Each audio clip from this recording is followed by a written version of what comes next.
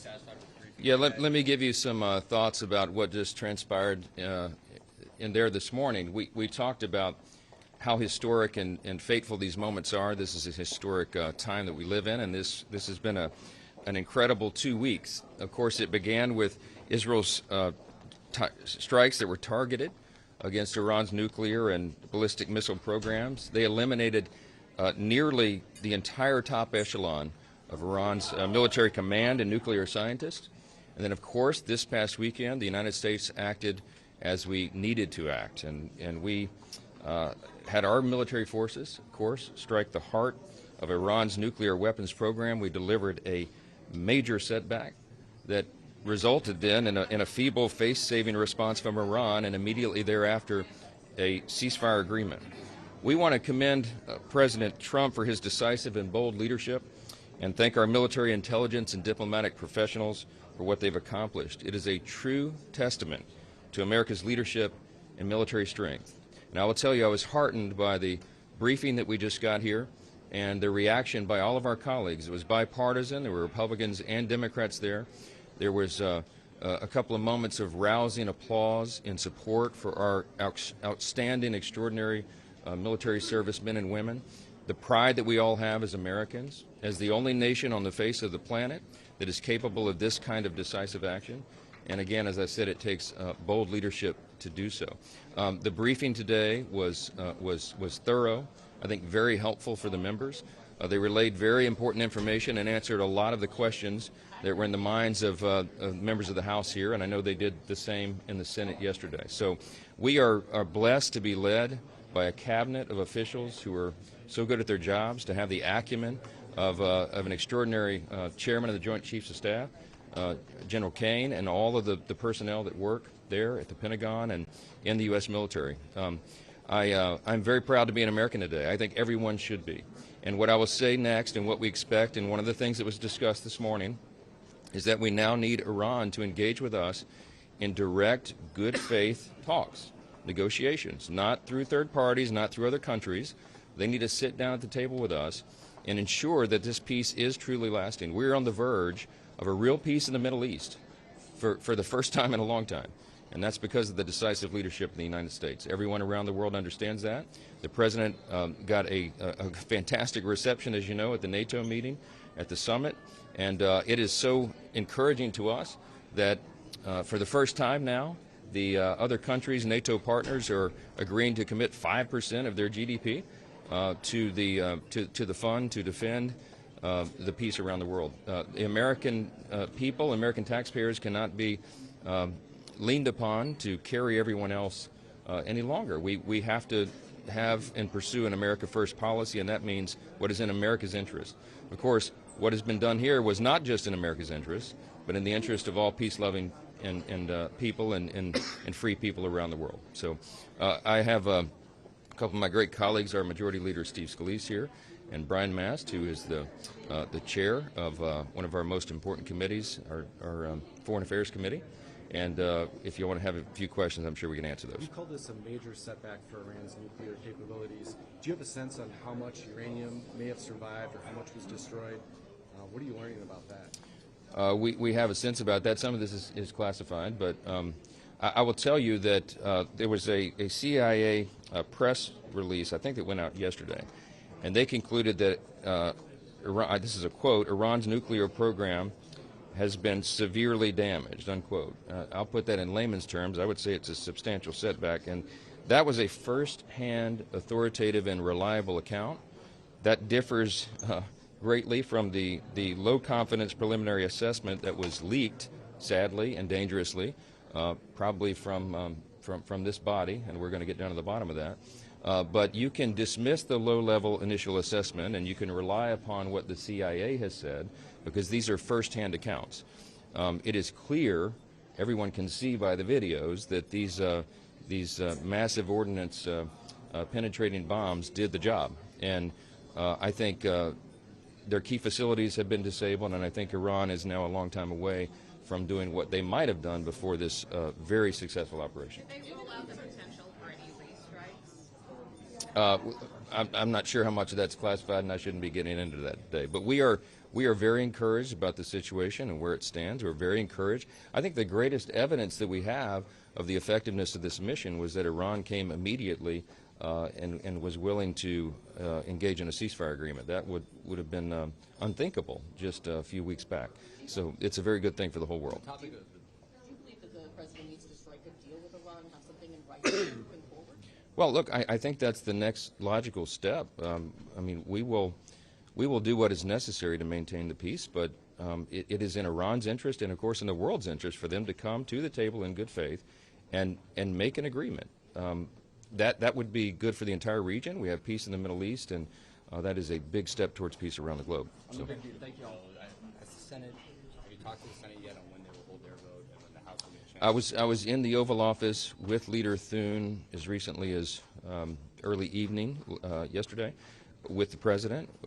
We had a long discussion about this and where the bill stands in its status, and we are very, very close. And Leader Thune has confidence that they could get the job done by this weekend, and we certainly are hopeful for that. We would still like to meet that July 4th self-imposed deadline, and the President likes that idea. I certainly like that idea, and so does Leader Thune. So we're in a wait-and-see posture in the House right here, and we'll see what happens. So we're ready to act. Okay. Thanks, guys. Thanks, Thanks, guys. Look, I think the questions we're all asked is what's next. You know, you can't take back what's taken place. What do we do next, and what do we assume and understand the Israelis and Iranians were next? In the final analysis, we're here because we pulled out of the JCPOA.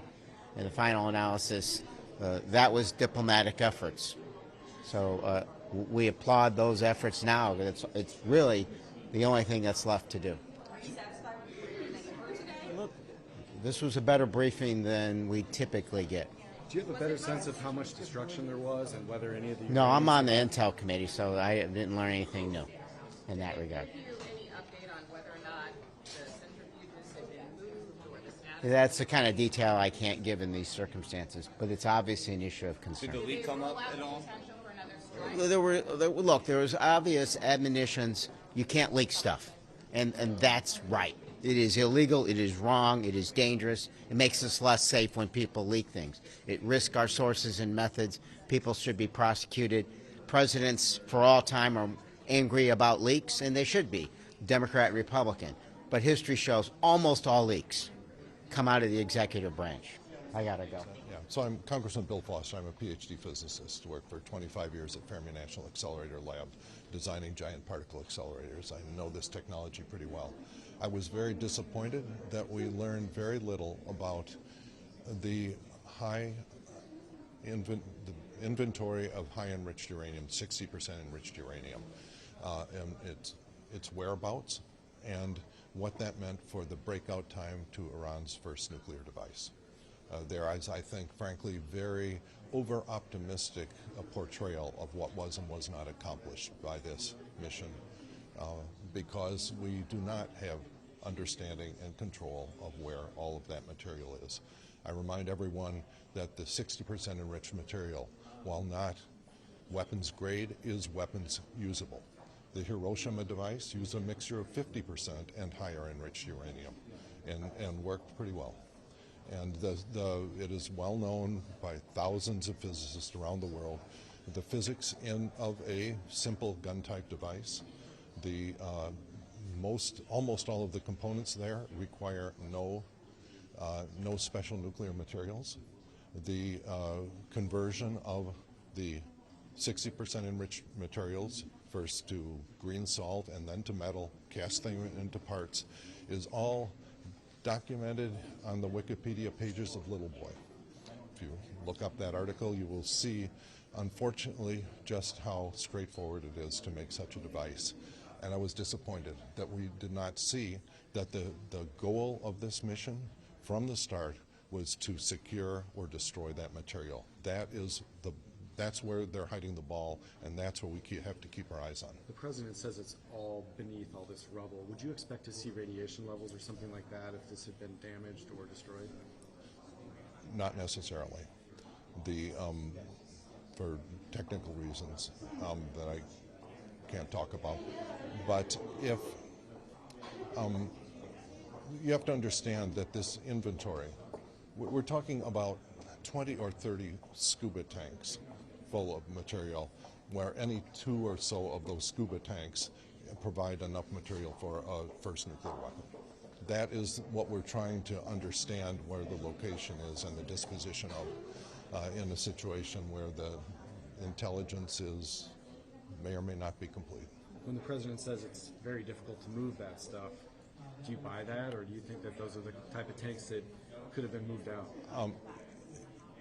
To the extent that he was listening to competent technical people when he made that statement, he must have been referring to things like centrifuges and other infrastructure.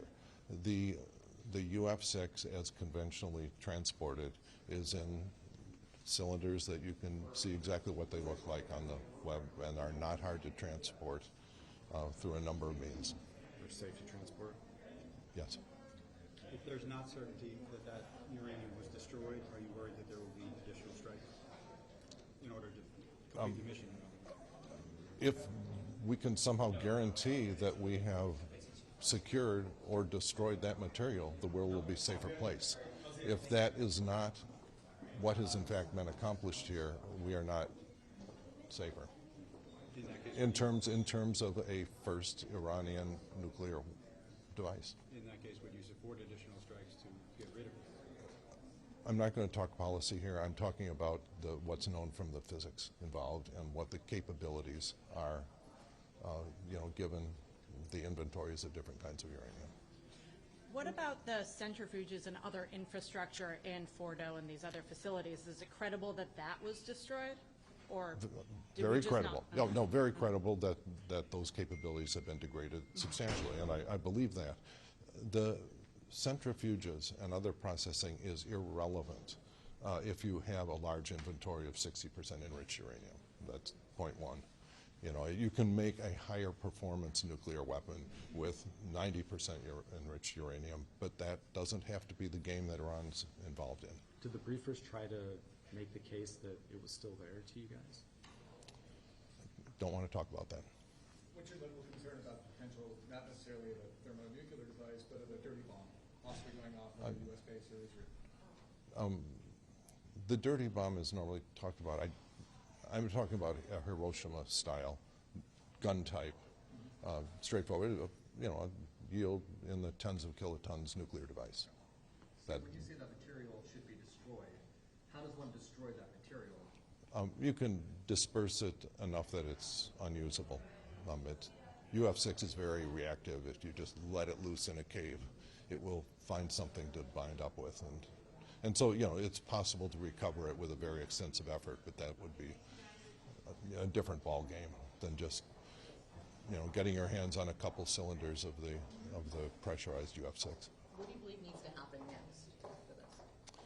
I think that we have to understand the leverage that the Iranians and the free world have, and to engage in serious negotiations with the Iranians about putting a permanent lid on their nuclear program, starting with getting IEA surveillance on our entire inventory of 60% enriched uranium. You talked at the outset about how this wouldn't have happened if the JPCOA hadn't fallen apart.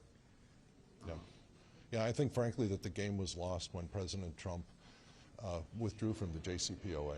Under the JCPOA, we had very strict limits and enforced limits on their inventory of enriched uranium at different levels. And when that was lost, the game was lost, and now we're in a situation where they have very large inventories of quite significantly enriched uranium, and unfortunately that implies a very small breakout time to a first nuclear device.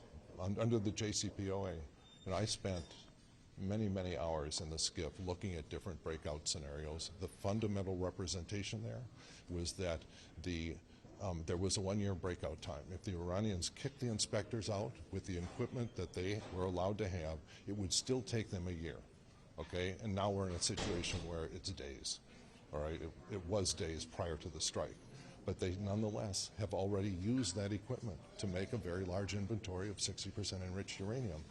And that's the situation we're in. So if the uranium was not destroyed, they still have that capability to break out a bomb in a few days?